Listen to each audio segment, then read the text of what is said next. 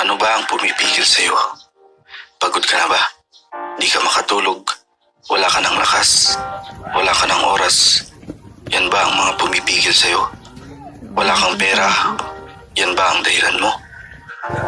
O ang tunay na humahadlang sa'yo ay ikaw mismo? Napakasarap pakinggan ng mga dahilan na to sa taong nagdadahilan.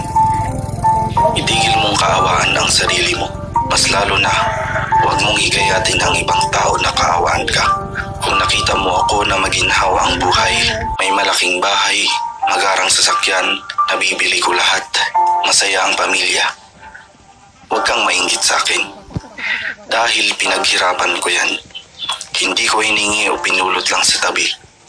Itigil mo ang mga pagdadahilan mo at bumangon ka. Ilabas mo ang natatago mong kakayahan. Ito ang pagkakataon mo upang patunayan sa sarili mo na kaya mo.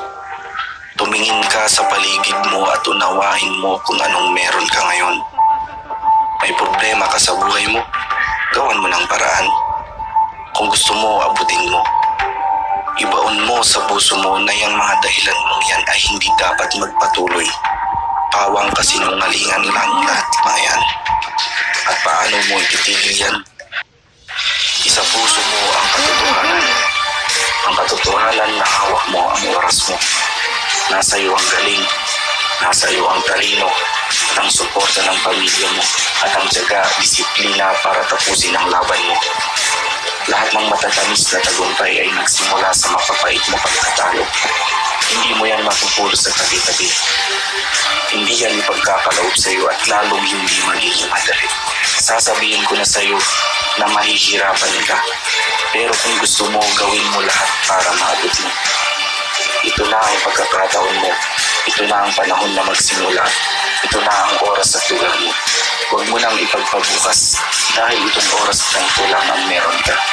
Pangarap mo yan kaya gumising ka at gawin mo kung gusto mo. Paghirapan mo. Ito ang pagkakataon mo. Maraming ka pang magagawa. Manatili ka sa laban hanggang makamit mo ang mga pangarap mo.